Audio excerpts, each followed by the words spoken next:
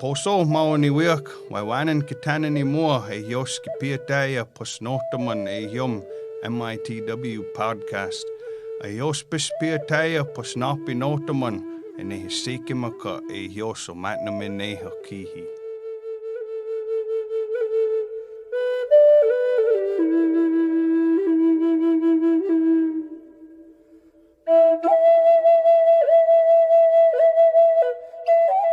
Welcome to the Menominee Indian Tribe of Wisconsin podcast. We are your hosts, Gary Dodge and Sheena Wapus.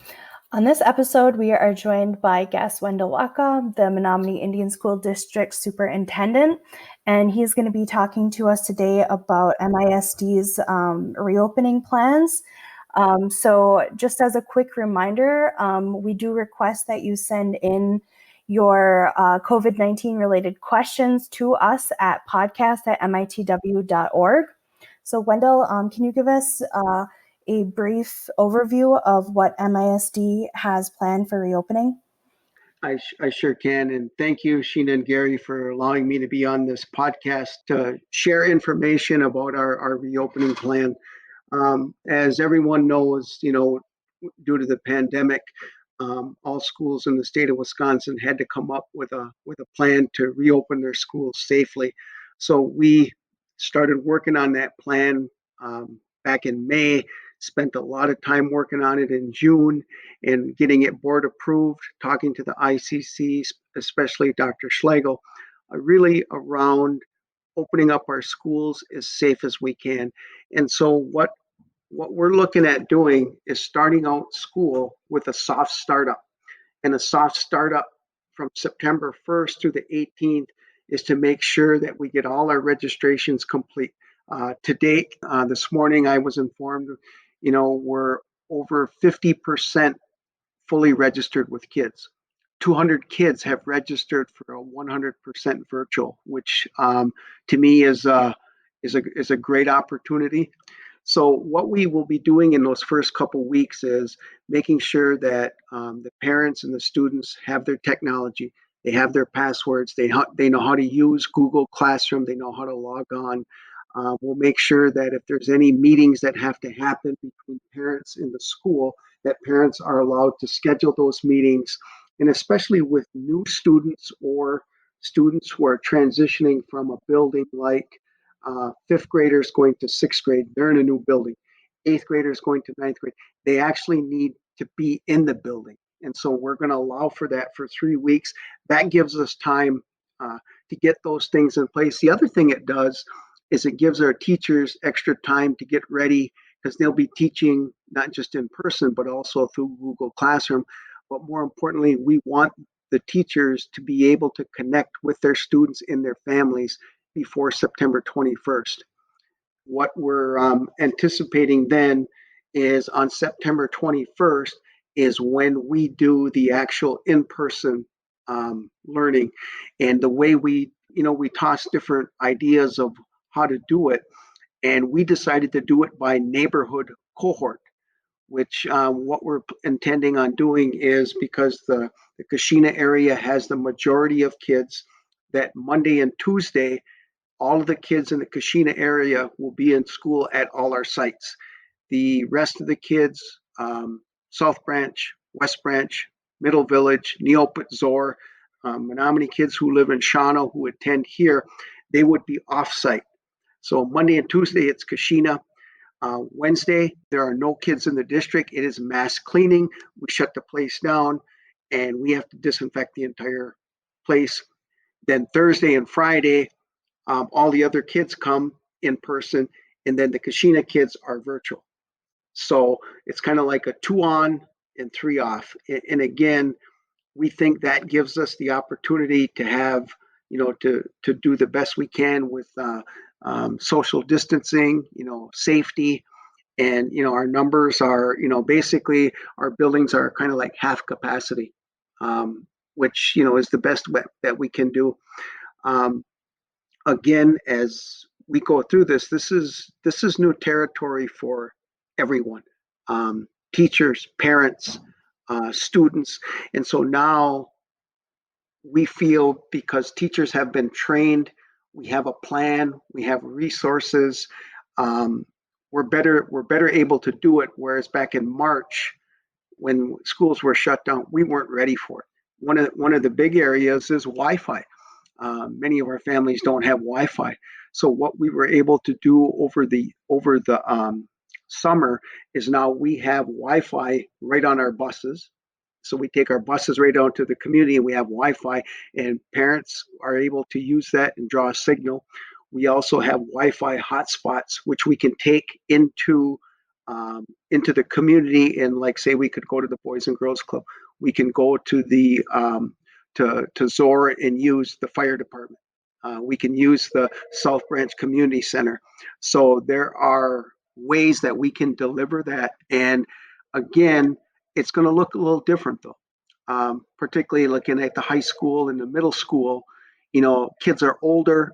We can use the sites, whereas elementary kids, we have actual mobile classrooms, which means we put teachers, we put the Wi-Fi, we put resources, we put food, we put it on a bus, and we go out in the community. And for instance, on days when kids in South Branch are not in school, we'll be up in South Branch for like 90 minutes to 2 hours, so parents can come there and they can get help for their kids around their child's learning. And again, we're trying to start this like as small as possible, because we know we're probably going to learn some things that might work, or we're going to learn some things that we need to adjust. But I have to compliment our schools for being so resilient of being able to put together a plan like this. And I also got to give our parents credit, because they've been so understanding. Parents have been coming in for registration. They've been asking for help on registration. You can kind of see it in their eyes. Parents, grandparents, they want their kids back in school.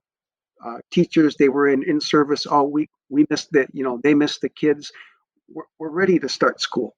And again, we know that being able to start school in person is really contingent on keeping our rates down, doing all those safety precautions. And I've made it pretty clear in different, whether it's been in a Zoom meeting or whether it's been in another media outlet, about really staying away from the fair. And I've put a lot of time into reinforcing that message, because I realize how important that message is for our community. But one of the things I would like to say that I was really worried about, but after we started working through this plan, was the communication and the collaboration and the support that we received from the Incident Command Center, especially Dr. Schlegel, Ben Warrington, and Annette. We've had opportunities to come and share information with them. We've asked them for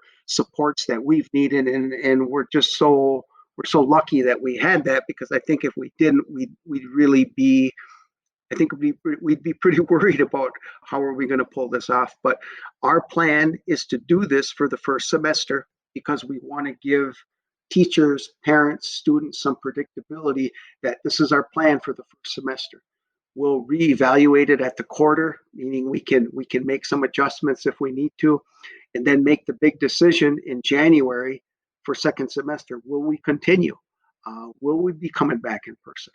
And again, not making any predictions, but the other part that we are ready for is, should we get a breakout in the community or in the school, we now have the ability to go 100% virtual if we have to. Last March, we didn't have that. So just a couple other quick things. Our buses, there are going to be less kids on the bus. We're encouraging parents to bring their kids to school if possible. We've got all our PPE for the staff, for the drivers, our temperature checks. Our staff right now, everyone's used to getting their temperature checked. When they come in the morning, you go to a different building for the first time to get your temperature checked. Unlike most other schools in the state, our temperature checks, we're going to do them before kids get on the bus, rather than leave that to a parent. Again, it just, to us, we think it's just, we alleviate that issue for the parents. So we'll take temperature checks of the kids before they get on the bus. If a kid is brought to school, we'll go right to the car with the thermometers. We'll do the temperature check right there. Okay, kids walk to school. We'll do the temperature check. If they're good to go, they come in. If they're not, we will take them home. So,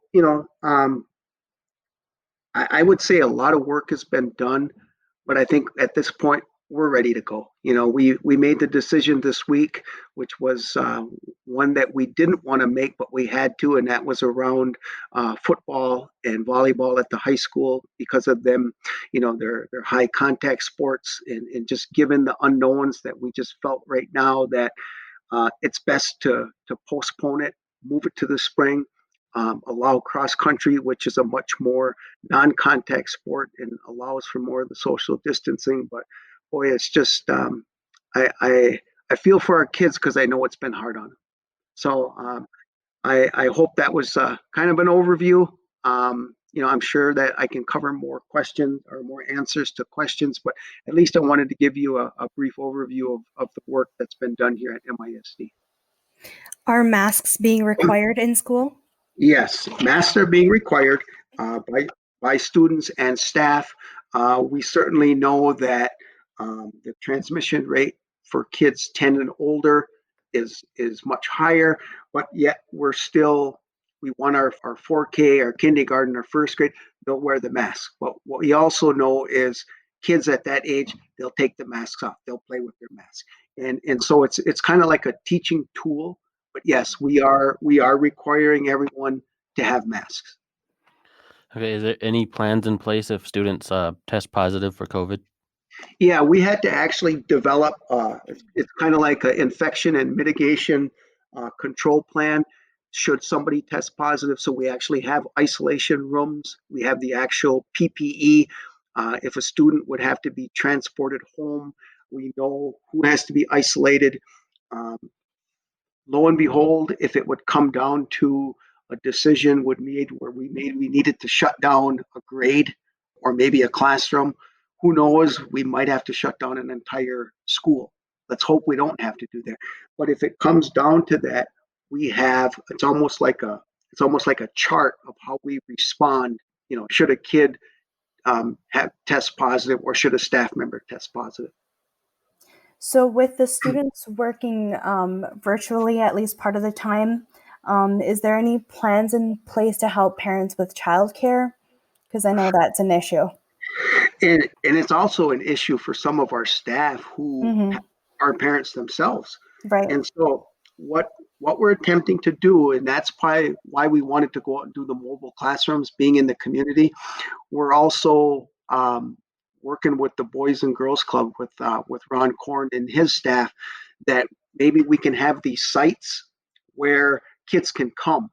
But it's hard when, as far as childcare, here's the best example I can give is let's say Gary works during the day and has a child and he can't be with his child and help the child till the evening. Our teachers are now going to be flexible with the understanding that a parent and a child might be working at supper time. It might be the weekend, and we have to have that flexibility versus saying, you know what, you got to be signed on here. It's 8:00 in the morning. Got to be ready to go. That's why we put all our lessons online, and again, we archive them, but we have to have support people in the event that should a child need extra help, and we know they're going to need help. But I go ahead. Go ahead. No, go ahead. Sorry. No, I just, the whole thing around the child care, and the problem we have is we work in a system that requires you to be present in front of kids. So that's what's hard for us. So we also know that I know in conversations with ICC that I think some of the tribal members are going to get some of that flexibility should they be able to work remotely. The problem here is our staff doesn't have the ability to work remotely, but we do have teachers that are actually scheduled to be teaching online 100%. Okay. Wow. Was there anything that you think anything else that you think is important for the community to know going into the reopening? I guess I shared this with the staff when they came back this week, is that there are no good solutions. We have tried so many different scenarios, and there's always going to be some give and take. And and I shared with them some of the analogies out there that they're using for schools. Like they say it's like building a plane while it's in the air. Well, I don't know if I quite like that analogy. What I've said to our staff, and the same message is going to go to the parents, is this is new for all of us. There's a lot of angst, some anxiety, just because of this being new, knowing that we're affected by a number of factors, and I think what, if anything, this COVID thing has done, it should teach us to be patient with one another.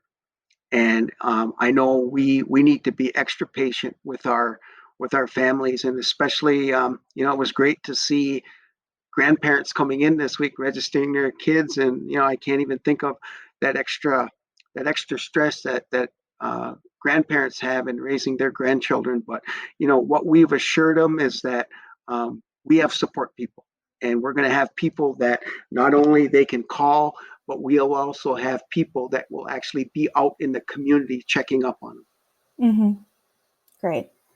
Well, Wendell, thank you for joining us today and giving us this update. And we would be happy to have you on again sometime if you're interested in that, maybe in the future. I'd be happy to. Let us get school off the ground, and maybe we can come back at the end of the first quarter, and we can talk about what's working and what we're learning that we need to change. But I just want to thank you for being able to come in and share what we're doing. And again, we miss our kids, and we are excited and waiting for them.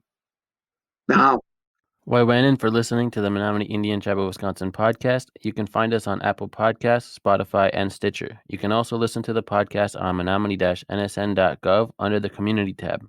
Keep up to date by following us on Facebook at MITW Podcast.